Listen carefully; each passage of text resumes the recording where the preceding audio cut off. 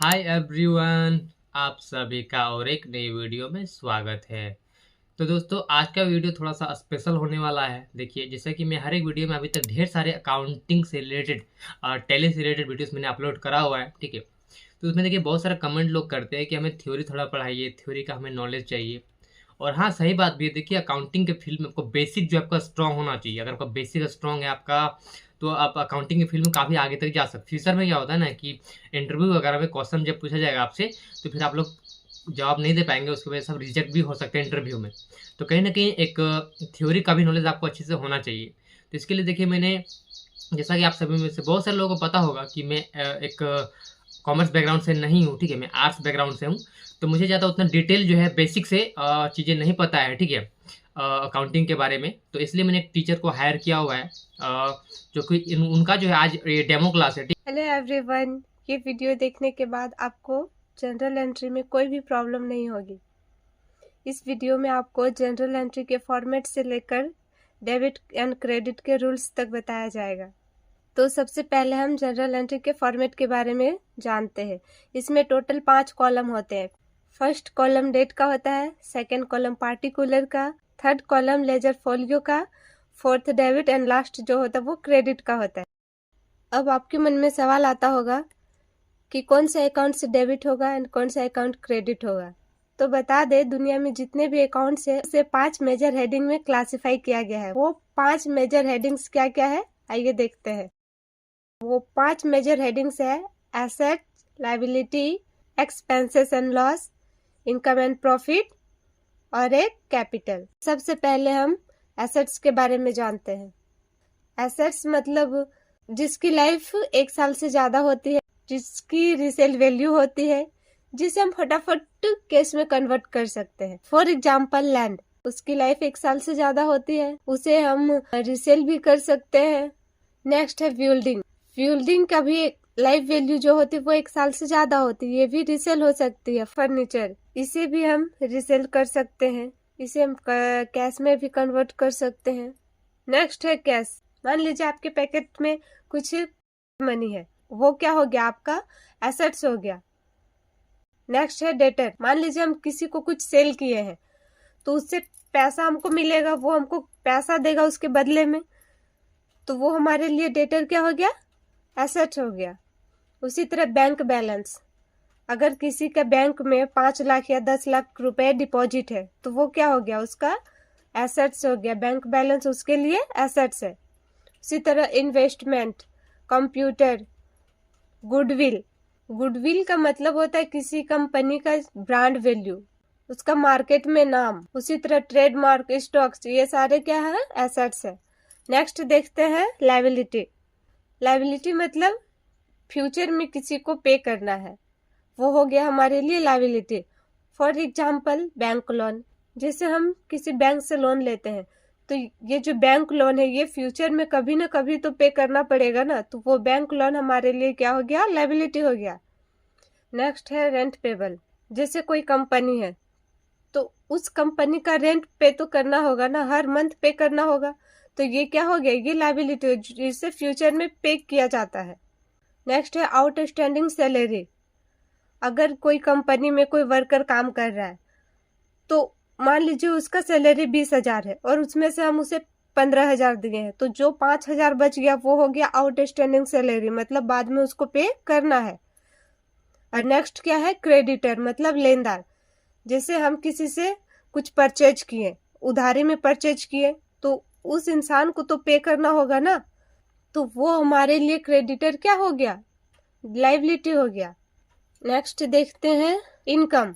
Income का मतलब क्या होता है, इनकम मतलब जिसके लिए हम काम करते हैं, जिससे हमें कुछ प्रॉफिट हो। जैसे कि सेल, अगर हम किसी को कुछ बेचते हैं तो उससे हमको क्या होता है, कुछ प्रॉफिट होता है, कुछ इनकम होते हैं। नेक्स्ट है इंटरेस्ट इनकम। जैसे कोई बैंक में कुछ पैसे डिपॉजिट करता है, डिपॉजिट पैसे के साथ उसे कुछ इंटरेस्ट भी दिया जाता है, वो जो इंटरेस्ट आता है वो क्या है, इनकम है। नेक्स्ट है कमीशन इनकम। अगर हम कोई भी गुड्स बिक्री करवाते हैं तो उसके बदले में हमें जो इनकम आती है उसे कहते हैं कमीशन इनकम, तो वो कमीशन हमारे लिए क्या है, इनकम है। नेक्स्ट है कंसल्टेंसी इनकम। कंसल्टेंसी का मतलब होता है किसी व्यक्ति या कंपनी को व्यापारिक सलाह देना, व्यापारिक समस्याओं का समाधान देना, और उसके बदले में जो हमें इनकम होती है उसे कंसल्टेंसी इनकम कहते हैं। तो ये सारे इनकम किस में आते हैं? इनकम के अंडर। नेक्स्ट है एक्सपेंसेस। एक्सपेंसेस मतलब जो कंपनी के लिए खर्चा है, कंपनी में जितने भी खर्चे होते हैं वो सारे एक्सपेंसेस के अंडर आते हैं। For example rent expenses, travelling expenses, salary purchase, ये सारे एक्सपेंसेस है जो कि कंपनी के द्वारा किया जाता है। रेंट मतलब किराया देना, ये क्या है? कंपनी के लिए खर्चा है। ट्रैवलिंग एक्सपेंसेस मतलब गुड्स को एक स्थान से दूसरे स्थान तक ले जाने में जितने भी खर्चे आते हैं वो सारे ट्रैवलिंग एक्सपेंसेस के अंडर आते हैं। नेक्स्ट है सैलरी। सैलरी भी क्या है? कंपनी के लिए खर्चा है। उसी तरह परचेज, अगर कोई सामान हम खरीदते हैं तो हमें बदले में पैसा देना पड़ता है, तो वो कंपनी के लिए खर्चा हो गया। नेक्स्ट है कैपिटल।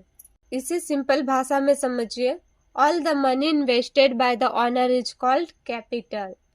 मतलब कंपनी के ऑनर के द्वारा जो भी पैसे इन्वेस्ट किए जाते हैं उसे हम कैपिटल कहते हैं। और कंपनी से जो भी प्रॉफिट होता है यानी जो भी पैसे मिलते हैं ऑनर को, वो सारे कैपिटल के अंदर आते हैं। अब नेक्स्ट हम डेबिट एंड क्रेडिट के रूल्स के बारे में पढ़ेंगे। तो इसे समझने के लिए हम एसेट्स और एक्सपेंसेस को एक साथ रखे हैं एंड लायबिलिटी, इनकम और कैपिटल को एक साथ रखे हैं।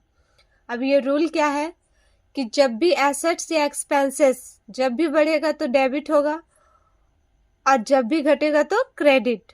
उसी तरह लायबिलिटी, इनकम एंड कैपिटल जब भी घटेगा तो डेबिट और जब भी बढ़ेगा तो क्रेडिट। अब इसे हम एग्जांपल के साथ समझते हैं। अब जैसे कि यहाँ पे एक ट्रांजैक्शन है, सैलरी पेड ₹40,000 इन कैश, मतलब हम सैलरी पे किए 40,000 किसमें? कैश में। तो इसमें कौन कौन से अकाउंट इन्वॉल्व है? इसमें 2 अकाउंट इन्वॉल्व है। क्या क्या? एक सैलरी अकाउंट और दूसरा क्या है? Cash account. तो सैलरी क्या है? सैलरी हमारे लिए खर्चा है, खर्चा जब भी बढ़ेगा तो डीआर। और कैश हमारे लिए क्या है? कैश हमारे लिए एसेट्स है। तो यहाँ पे कैश क्या हो रहा है? सैलरी पे कर रहे हैं ना हम किसी को, तो जब सैलरी हम किसी को पे कर रहे हैं तो एसेट्स हमारे क्या हो रहा है? घट रहा है।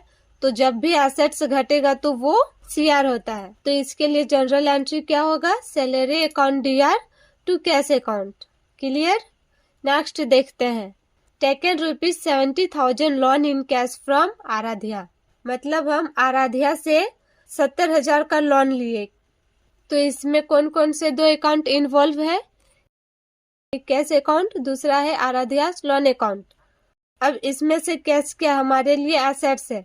तो हम किसी से लोन लिए तो हमारा एसेट्स क्या हुआ? बढ़ा। तो जब भी एसेट्स बढ़ता है तो क्या होता है? डेबिट होता है, इसलिए कैश होगा डीआर। आराध्या हमारे लिए क्या है? लायबिलिटी है। आराध्या से लोन लिए तो उसे वापस भी तो करना है, तो ये हमारे लिए लायबिलिटी है, यानी मेरा लायबिलिटी भी बढ़ रहा है। और जब भी लायबिलिटी बढ़ता है तो क्या होता है? क्रेडिट होता है, सीआर।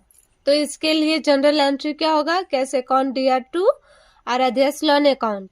नेक्स्ट देखते हैं, commission income of ₹30,000 received via cheque. अब बताना है कि इसमें कौन कौन से अकाउंट इन्वॉल्व है। पहला तो है कमीशन इनकम अकाउंट एंड दूसरा है, मतलब चेक दिया है तो हम यहाँ पे चेक नहीं बैंक अकाउंट लिखेंगे, क्योंकि चेक कहाँ जाता है? बैंक में ही जाता है। अब कमीशन इनकम हमारे लिए क्या है? इनकम है। इनकम हम रिसीव किए तो हमारा क्या बढ़ा? इनकम बढ़ा।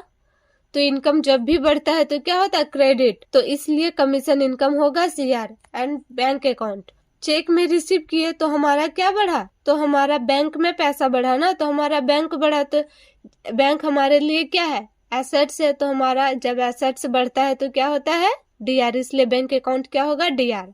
जनरल एंट्री क्या होगा? Bank account DR to commission income account.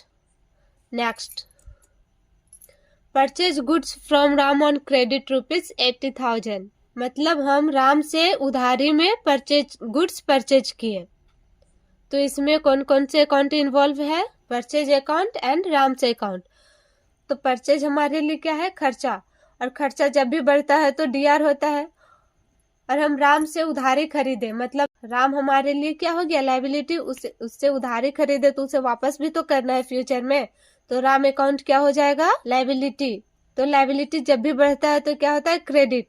तो इसके लिए जनरल एंट्री क्या होगा, purchase account DR to Ram से अकाउंट। वीडियो में यहाँ तक बने रहने के लिए बहुत बहुत धन्यवाद, और मुझे उम्मीद है कि आपको ये वीडियो पसंद आया होगा। इस वीडियो के बारे में अपनी राय हमें कमेंट सेक्शन में ज़रूर बताएं, एंड आपका जो भी ओपिनियन है आप हमें वो भी बता सकते हैं। एंड आपको नेक्स्ट किस टॉपिक में थ्योरी वाला वीडियो चाहिए आप हमें वो भी कमेंट सेक्शन में बता सकते हैं।